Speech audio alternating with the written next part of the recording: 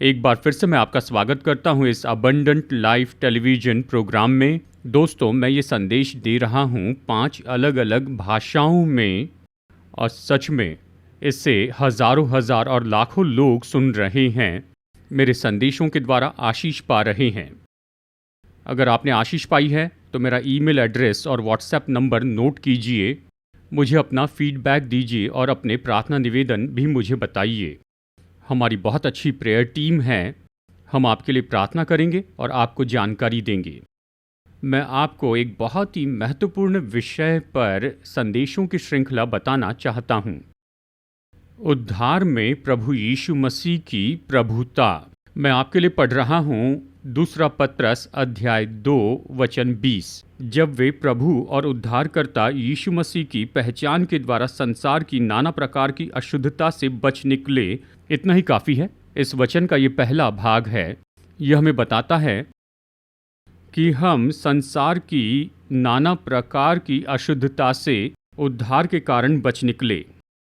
और ये उद्धार क्या है? हमने यीशु को स्वीकार किया है हमारे उद्धारकर्ता और प्रभु के रूप में।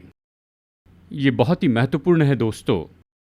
जितनों ने उद्धार पाया है उन्हें यीशु को उद्धारकर्ता के रूप में ही स्वीकार नहीं करना है, लेकिन प्रभु के रूप में भी स्वीकार करना है। देखिए, यही तो होता है। बहुत से मसीह जीवन में हम यीशु को अपने उद्धारकर्ता के रूप में स्वीकार करते हैं, लेकिन सवाल ये है कि हम यीशु को कितना स्वीकार कर रहे हैं हमारे जीवन के प्रभु के रूप में। बाइबल बहुत स्पष्ट कहती है, इन दोनों को अलग नहीं कर सकते। कोई नहीं कह सकता मैं यीशु को उद्धारकर्ता के रूप में चाहता हूँ लेकिन अपने प्रभु के रूप में नहीं। ये पैकेज में आता है। आप यीशु को उद्धारकर्ता स्वीकार करते हैं तो आपको यीशु को अपने प्रभु के रूप में भी स्वीकार करना ही होगा। तो मैं अपने जीवन में ये देखता हूँ और दूसरे विश्वासियों के जीवन में भी। पिछले 45 सालों से मैं सेवकाई में हूँ। बहुतों ने यीशु को उद्धारकर्ता स्वीकार किया है, लेकिन कितने लोग अपने जीवन में यीशु को अपने जीवन के प्रभु के रूप में स्वीकार किए हैं? इसका मतलब क्या है? इसके बारे में वचन क्या कहता है? एक बात, प्रभु यीशु के प्रभुत्व में आने का मतलब है, ये तो यीशु मसीह के अधिकार में आने की बात है। मसीह जीवन में हम अपने जीवन पर राज्य नहीं करते हैं, यहाँ तक कि अपने परिवार के जीवन पर, या हम किसी और को अपने जीवन पर राज्य करने नहीं देते हैं। न शैतान को, न संसार को, किसी को नहीं। हमें प्रभु यीशु मसीह के राज्य में, उसके अधिकार में आना होगा। केवल मसीह जीवन ही नहीं, यहाँ तक कि मसीह सेवकाई में सभी कलीसियाओं को यीशु के प्रभुत्व में आना ही होगा। मतलब प्रभु यीशु मसीह के राज्य की अधीनता में आना होगा। यीशु के अधिकार में आने का मतलब क्या है? सरल अर्थ है कि स्वीकार करें और पालन करें यीशु के हर एक मार्गों का जो परमेश्वर के वचन में दिए गए हैं। मसीह यीशु के अधिकार में आने का यही तो अर्थ होता है। यीशु ने जो दोष लगाया था उसे आप सुनिए। ये उस समय की बात है। बहुत से उसके पीछे तो चल रहे थे, लेकिन वो जैसे यीशु ने कहा वैसे नहीं कर रहे थे। इस अद्भुत वचन को सुनिए, लूका अध्याय 6 वचन 46। जब तुम मेरा कहना नहीं मानते तो क्यों मुझे हे प्रभु कहते हो? ये बहुत स्पष्ट है। यीशु को अपना प्रभु कहने का मतलब है हमें वो सब कुछ करना चाहिए जो यीशु ने हमें परमेश्वर के वचन में करने के लिए कहा है, खासकर 400 समाचारों में। एक और महत्वपूर्ण बात तो ये है, हमारे मसीह जीवन में यीशु मसीह की प्रभुत्व को स्वीकार करना, ये तो उन्नतिशील होता है, ये तो बदलाव होता है। हम वो नहीं कर सकते हैं, यानी वो सब जो यीशु ने बाइबल में कहा है तुरंत ही, यानी एक पल में ही, एक ही दिन में, इसके लिए जीवन काल लगता है। तो मैं यही कह रहा हूँ, यीशु को अपना उद्धारकर्ता स्वीकार करें, लेकिन साथ ही उसे अपने जीवन पर प्रभु करके स्वीकार करें और वो सारे काम पूरे करें जो वो हमें करने के लिए कहते हैं।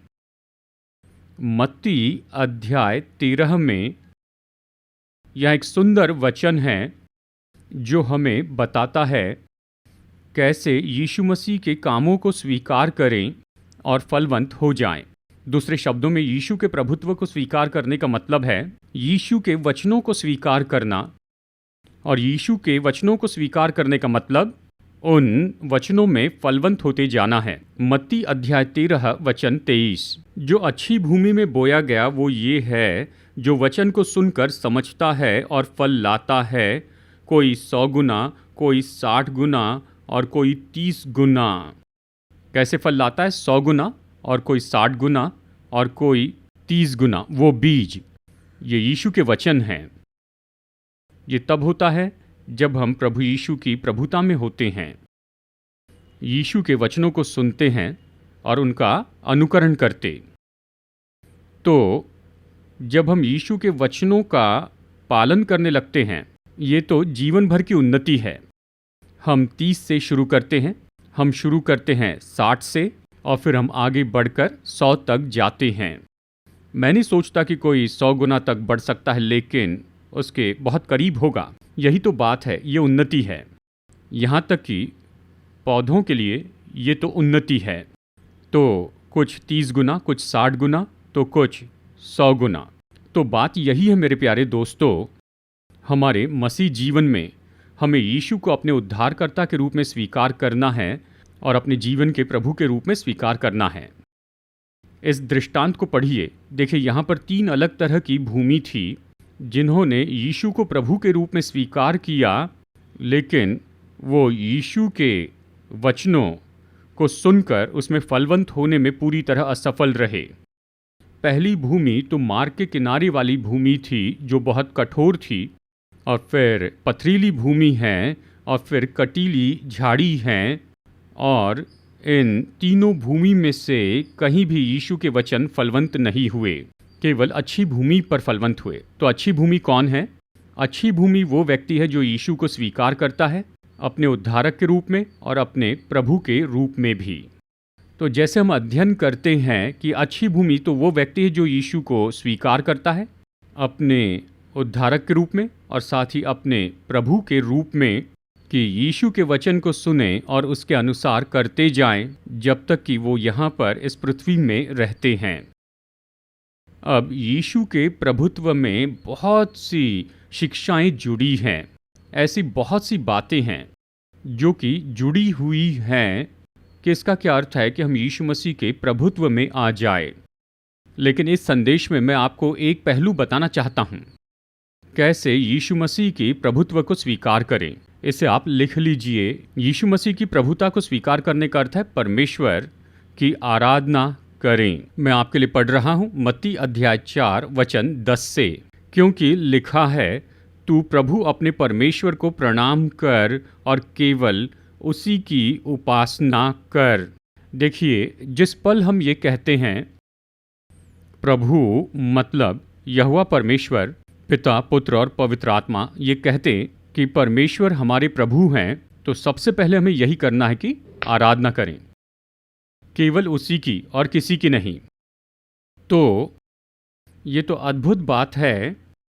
तो सच में आराधना का क्या अर्थ होता है मेरे प्यारे दोस्तों? हम कई चर्च में देखते हैं आराधना बहुत अच्छे से चल रही है, लेकिन क्या वो वचन के अनुसार चल रही है? परमेश्वर की आराधना का क्या अर्थ होता है? क्या इस सिद्धांत के अनुसार है? मैंने कई चर्च में देखा है जहाँ पर वो नामधारी रीति से, सामान्य रूप में, और सच में वो समझते नहीं हैं कि परमेश्वर की सच्ची आराधना क्या है। नहीं, वो तो आराधना है ही नहीं। ये मसीह यीशु की प्रभुता में आना नहीं है। कोई भी जो यीशु की प्रभुता में आना चाहता है वो परमेश्वर की आराधना करें, परमेश्वर के वचन के अनुसार ही। मैं एक ही शब्द में आपको बताऊंगा कि आराधना क्या है। परमेश्वर की आराधना का अर्थ है परमेश्वर के योग्य होने की आराधना करना। इस वचन को सुनिए, भजन संहिता 145 वचन 3। यहोवा महान है और अति स्तुति के योग्य है और उसकी बढ़ाई अगम है, यानी परमेश्वर की आराधना, ये उसके योग्य होने की आराधना करना है, मतलब परमेश्वर की महानता की। परमेश्वर का वचन कहता है, हे परमेश्वर, उसकी महानता को पूरी तरह खोज नहीं सकते हैं। तो जब भी हम आराधना के लिए आते हैं, हम आराधना करते हैं अपने परमेश्वर की महानता की, त्रिएकता की, यानी पिता, पुत्र और पवित्र आत्मा की। ये पहली बात है। और फिर जब हम प्रभु की आराधना करते हैं, उसकी महानता जिसके बारे में मैं आपको आगे बताऊंगा, हम जो आराधना प्राप्त करते हैं उसके द्वारा बहुत सी अगणित आशीषें मिलती हैं।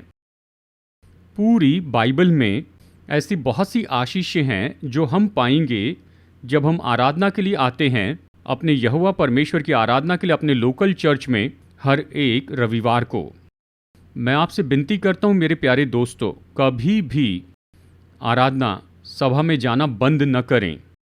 रविवार तो हमारे लिए छुट्टी के दिन के रूप में दिया गया है कि प्रभु की आराधना करें। ये बड़ा सौभाग्य है।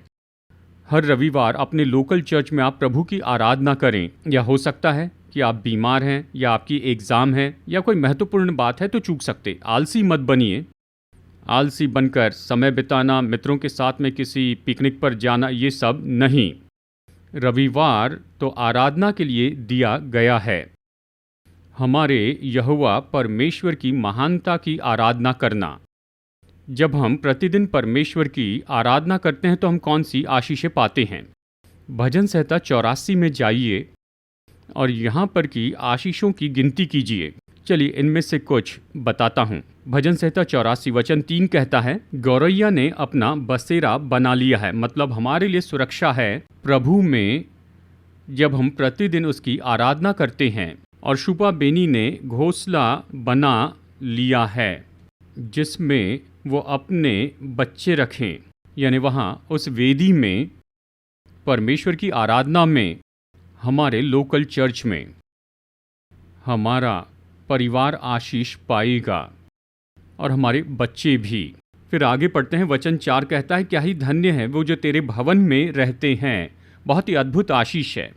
वचन 5 कहता है, जब हम परमेश्वर की आराधना करते हैं तो प्रभु से हम शक्ति पाते हैं। वचन 6 कहता है, चाहे आप तराई में से होकर जाए कोई फर्क नहीं पड़ता, वो तराई तो सोतों का स्थान बनाते हैं। वाह, भजन संहिता 84 को पूरा पढ़िए, बहुत सी आशीषें हैं। तो बात तो यही है, हमारे लोकल चर्च में रविवार की आराधना की सभा, यही यीशु के प्रभुत्व में आना है कि हम देख सके वो महानता, वो प्रताप हमारे यहोवा परमेश्वर का, यानी पिता, पुत्र और पवित्र आत्मा का। और साथ ही जैसे हम परमेश्वर के प्रताप की आराधना करते हैं तो हम बहुत ही अच्छी आशीषें पाएंगे।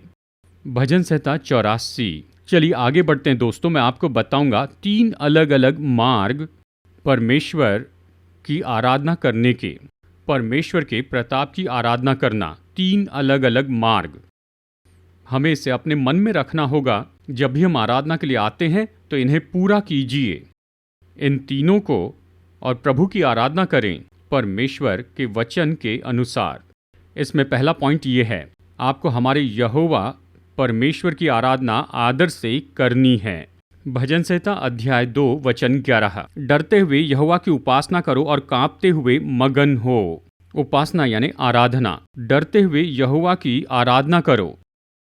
और यहाँ पर उपासना यानी प्रभु की आराधना करना। तो आराधना में हमें परमेश्वर की आराधना करनी है, नंबर 1 डरते हुए और कांपते हुए। ऐसा नहीं कि हम परमेश्वर से भयभीत हो गए हैं। यहाँ जो डर शब्द है इसका मतलब है आदर करना, सम्मान करना। और कांपना यानी ये जानना कि हम प्रतापी परमेश्वर की उपस्थिति में हैं। कांपना यानी अपने व्यवहार को जांचना है। हम कैसे बैठते हैं, हम कैसे व्यवहार करते हैं, हमारे विचारों में क्या चल रहा है। तो सबसे पहले हमें यही करना होगा कि मसीह के प्रभुत्व में आ जाएं, कि आदर के साथ परमेश्वर की आराधना करते जाएं। जानते हैं कई कलीसियाओं में ऐसा होता है, किसी तरह वो परमेश्वर के सच्चे आदर में आराधना नहीं करते हैं। क्या होता है मैं बताता हूँ। ये बताता है वो तो आदर के बिल्कुल उल्टे हैं। नंबर 1, बहुत से लोग अपने सेलफोन पर बात करते हैं। ये प्रभु को निराश करता है। आप आए हैं कि आप परमेश्वर की उपस्थिति में आदर के साथ रहें, उसका सम्मान करें, आदर दें, और आप सेलफोन पर बातें करने में लगे हैं। मेरे प्यारे दोस्तों, ये आदर करना नहीं है। एक और बात होती है, यदि कोई फ़ोन कॉल आ जाए, वो अपना सेलफोन उठाकर चर्च से बाहर चले जाते हैं। आराधना में से ये परमेश्वर का अपमान करना है, ये परमेश्वर का अनादर करना है। कृपया ऐसा मत कीजिए। अपने सेलफोन स्विच ऑफ कीजिए, उन्हें चर्च में भी लेकर मत आइए। हम आराधना के लिए आ रहे हैं कि हम अपना आदर, अपना सम्मान अपने परमेश्वर को देते जाएं। और ये तो कई चर्च में होता है, उनमें से कुछ लोग अच्छे से सोते हैं। कहते हैं इससे अच्छी नींद और कहीं नहीं आती है। ऐसा मत कीजिए। आप आदर से परमेश्वर की आराधना करने के लिए आए हैं। और ये भी होता है, जब आराधना चलती है, लोग एक दूसरों से बातें करते हैं। जब परमेश्वर वहां से बातें कर रहे हैं, परमेश्वर क्या कह रहे हैं उसे हम सुनते नहीं हैं, बस आपस में एक दूसरे से बात करते हैं। ये सच में हमारे यहोवा परमेश्वर के लिए कितने बड़े अपमान की बात है। हम जिस तरह परमेश्वर की आराधना करते हैं उसे फाइन ट्यून करना होगा। बहुत से लोग इसे नामधारी रूप में करते हैं, कोई सामान्य रूप में करते हैं। वो जानते भी नहीं हैं कि आराधना क्या है। ये तो दुर्भाग्य है। परमेश्वर का वचन आज हमें सिखाता है कि यह आदर करना है। जैसे हम बैठते हैं हमारे स्वर्गीय पिता के सामने, हमारे प्रभु यीशु के सामने और हमारे तसल्ली देने वाले पवित्र आत्मा के सामने। साथ ही और कुछ भी होता है, ये तो हर एक चर्च में होता है। बहुत ही कम लोग समय पर आते हैं, केवल 5% भी नहीं। बाकी सब लोग बस आते ही रहते हैं। वो बस आते ही रहते हैं। और कुछ लोग तो सभा के अंत में आते हैं। ये परमेश्वर का कितना अनादर है। जब हम कहते हैं कि आराधना इस समय पर होगी, तो यहोवा परमेश्वर वहां हमारी राह देखते हैं। क्या हम परमेश्वर को हमारी राह देखने लगाएं, या हम सही समय पर आए और परमेश्वर की राह देखें? कृपया इस बात पर गौर कीजिए। अगर आप देरी से चर्च में जाते हैं, अपनी मर्जी से जाते हैं, तो परमेश्वर का अनादर कर रहे हैं। परमेश्वर के लिए कोई भी आदर नहीं है। यही बात बताना चाहता हूं दोस्तों। जब हम यहोवा परमेश्वर की आराधना करते हैं इस आदर के साथ जिसके बारे में कह रहा हूं, केवल तब ही भजन 84 की आशीषें हमारे पास में आएगी। यदि आप सेलफोन पर बात कर रहे हैं, या फिर चल फिर रहे हैं, या सो रहे हैं, या एक दूसरे से बातें कर रहे हैं, या देरी से आ रहे हैं, और अगर हमारा व्यवहार सही नहीं है, हम कैसे कपड़े पहनते हैं ये भी महत्वपूर्ण है, प्रभु का अनादर करते हैं, तो ये आदर देना नहीं है। जब ये आदर दिखाया नहीं जाता है, तो आशीषें जो भजन 84 में हैं, परमेश्वर की आराधना के द्वारा वो आशीषें हम कभी नहीं पाएंगे। तो पवित्र आत्मा हमें सिखा रहा है, आदर से परमेश्वर की आराधना कीजिए, परमेश्वर के भय के साथ। और जब हम आकर परमेश्वर की उपस्थिति में बैठते हैं, तो हमें सही व्यवहार करना चाहिए। अब दूसरे तरीके को लिख लीजिए जिसके द्वारा हमें यहोवा परमेश्वर की आराधना करनी चाहिए। आत्मा में परमेश्वर की आराधना करें। यूहन्ना अध्याय 4 वचन 24। परमेश्वर आत्मा है और अवश्य है कि उसकी आराधना करने वाले आत्मा और सच्चाई से आराधना करें। आत्मा और सच्चाई से। अब ये शब्द आत्मा ग्रीक में इसके 2 अलग अलग शब्द हैं। सबसे पहले इसका अर्थ है हमारी आत्मा, और साथ ही इसका मतलब है हमारा हृदय। ये दोनों शब्द बहुत महत्वपूर्ण हैं दोस्तों। तो चलिए सबसे पहले मैं हृदय के बारे में बताता हूं। जब हम आराधना के लिए आते हैं, परमेश्वर की आराधना तो हमारे हृदय से आनी चाहिए। ये केवल पढ़ना नहीं है, ये केवल गीत गाना नहीं, ये केवल वहाँ रहना नहीं है। आराधना तो अपने हृदय को परमेश्वर के साथ में जोड़ना है। हमें अपने पूरे हृदय से आराधना करनी चाहिए। जब तक कि यह आराधना हृदय से न आए तो ये आराधना है ही नहीं। ये केवल होंठों से आती है, केवल हमारे मन से, तो ये आराधना नहीं है। आप इसे लिख लीजिए। दूसरी बात, मैं ये कहना चाहता हूँ कि हमें अपने परमेश्वर की आराधना अपनी आत्मा से करनी है। ये बहुत ही महत्वपूर्ण है दोस्तों। यहाँ यीशु का क्या अर्थ था? यीशु का अर्थ था कि हम लोग जो उद्धार पाए हैं, हमने नया जन्म पाया है।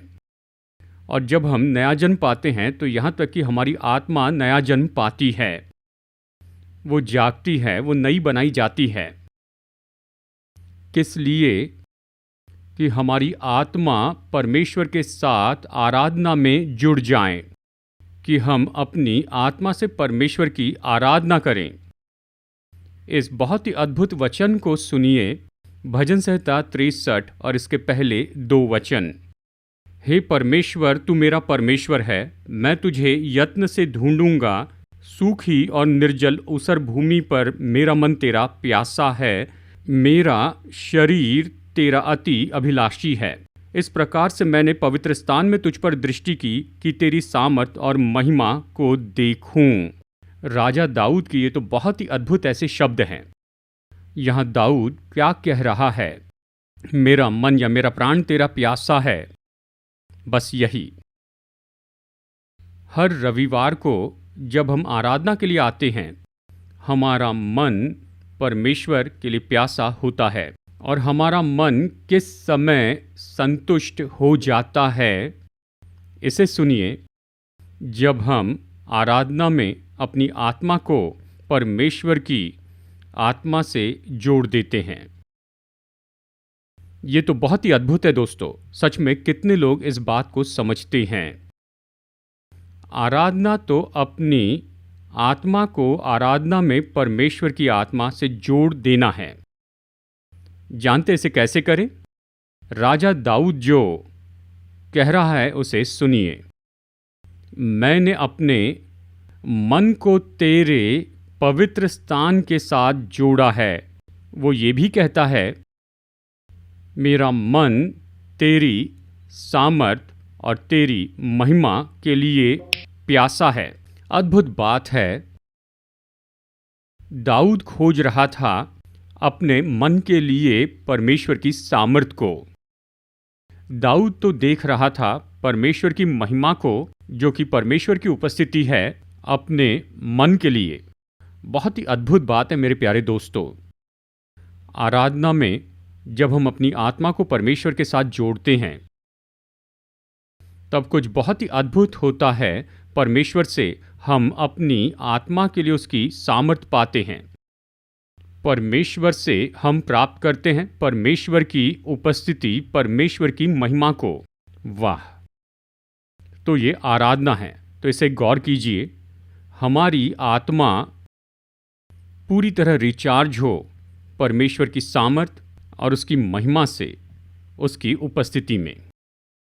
आराधना इसी के बारे में है। चाहे इसमें कितना भी समय लगे, जब हम आदर से परमेश्वर की आराधना करते हैं अपने पूरे हृदय से, और बस कहते हैं, प्रभु मैं अपनी पूरी आत्मा से आपकी आराधना करता हूँ, मेरी आराधना स्वीकार कीजिए, मेरी आत्मा को स्वीकार कीजिए। आराधना में ये कहिए, परमेश्वर उस आत्मा को स्वीकार करेंगे और परमेश्वर उस आत्मा को अपनी सामर्थ्य देंगे और अपनी उपस्थिति भी देंगे। और फिर दाऊद यहाँ पर अगले वचनों में इस तरह से कहता है, जब ऐसा होता है तो मैं पूरी तरह संतुष्ट होता हूँ। जब इस तरह की आराधना से हम बाहर जाते हैं, हमारी आत्मा संतुष्ट हो जाती है परमेश्वर की सामर्थ और उपस्थिति से। तब और कुछ होता है। परमेश्वर की वो उपस्थिति जो हमारी आत्मा प्राप्त करती है, वो हमारे मन में और हमारे शरीर में भी बहती है और ये हमारे पूरे व्यक्तित्व को बल देता है। हमारा पूरा व्यक्तित्व तो परमेश्वर की उस उपस्थिति से भर जाता है। तो जब हम बाहर जाते हैं तो हम यहोवा परमेश्वर को अपने साथ ले जाते हैं और परमेश्वर की वो सामर्थ और उपस्थिति हम में होती है। तो शैतान दूर रहता है, दुष्ट की शक्तियां दूर रहती हैं, समस्याएं और खतरे दूर रहते हैं और हम सुरक्षित रहते हैं एक तरफ तो, और वही परमेश्वर की सामर्थ और उपस्थिति हमें आशीष देगी हमारे परिवार और हमारी चर्च को। मैं इस संदेश को जारी रखूंगा दोस्तों अगले हफ्ते भी, तो निश्चित कर लें कि इसी समय इसी चैनल पर ट्यून करें और आप इन संदेशों की श्रृंखला को सुनिए और इसके लिए एक नोटबुक रखिए और निश्चित कर लीजिए कि अपने पूरे जीवन में हम केवल यीशु को अपना उद्धारकर्ता ही स्वीकार न करें, लेकिन साथ ही अपने प्रभु के रूप में उसके पीछे चले। इस संदेश में मैंने केवल कुछ ही पहलू आपको बताए हैं कि इसका क्या मतलब होता है प्रभु, जिसका अर्थ है कि आदर से उसकी आराधना करें और आत्मा में उसकी आराधना करें। प्रार्थना करते हैं। बहुमूल्य परमेश्वर स्वर्गीय पिता, आपके वचनों के लिए धन्यवाद जो इतने गहरे हैं, इतने महत्वपूर्ण और इतने व्यवहारिक हैं। हर समय जब हम चर्च में आते हैं, मदद कीजिए कि हम आपके प्रभुत्व को स्वीकार करें और आदर से आपकी आराधना करें और सच्ची आत्मा से आपकी आराधना करें। और ऐसा करने के द्वारा धन्यवाद करते हैं कि आपने हमसे भजन संहिता 84 की प्रतिज्ञा की है और साथ ही प्रतिज्ञा की है कि जब हम इस तरह से आपकी आराधना करेंगे, हमारी आत्मा आपकी सामर्थ और आपकी उपस्थिति से भर जाएगी। पास्टर की आराधना में अगुवाई करने में मदद कीजिए, इस तरह की सच्चाई के साथ, और सारे विश्वासी आराधना करें जिस तरह से आपने हमें संदेश में बताया है। हर तरह से अपने लोगों को आशीष दीजिए। इन्हें आपके हाथ में सौंपता हूँ, हमारे उद्धारकर्ता प्रभु यीशु के नाम में प्रार्थना मांगता हूँ, आमीन। हमारे उद्धारकर्ता प्रभु यीशु मसीह के नाम में आप सभी लोगों को अभिवादन।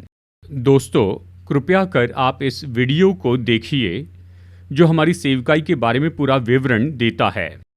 ये सेवकाई तो स्थापित की गई है हैदराबाद, भारत में, और हम 6 महान सेवकाइयों में जुड़े हैं।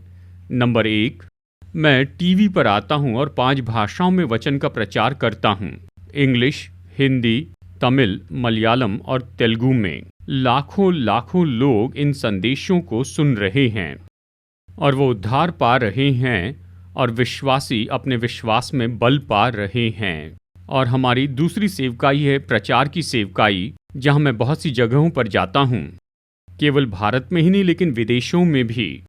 और इस प्रचार की सेवकाई के द्वारा सभी चर्च के विश्वासी परमेश्वर के वचन के द्वारा बल पाते हैं। हमारी तीसरी सेवकाई तो पास्टर्स के लिए कॉन्फ्रेंस हैं। हर साल हम पास्टर्स के लिए 2 कॉन्फ्रेंस करते हैं। लगभग 130 पास्टर्स आते हैं, सभी अलग अलग प्रोटेस्टेंट चर्च से, और 4 दिनों तक हम उन्हें मसीह सेवकाई के अलग अलग दृष्टिकोण के बारे में ट्रेनिंग देते हैं। हम उनकी यात्रा का खर्च चुकाते हैं, रहने खाने की सुविधा देते हैं, हम उन्हें किताब भी देते हैं और साथ ही हम उन्हें नए कपड़े भी प्रदान करते हैं जैसे वो अपने घर लौटते हैं। और चौथी सेवकाई है एमोरी मिशन हॉस्पिटल, जिसके द्वारा हम अद्भुत सेवकाई कर रहे हैं। ऑर्थोपेडिक में, गायनेकोलॉजी और ऑब्स्टेट्रिक्स में बहुत से गरीबों की सेवा करते हैं। हर महीने हजारों गरीब ऐसे मरीज पा रहे हैं बहुत ही उत्तम मेडिकल सहायता इस एमोरी हॉस्पिटल द्वारा।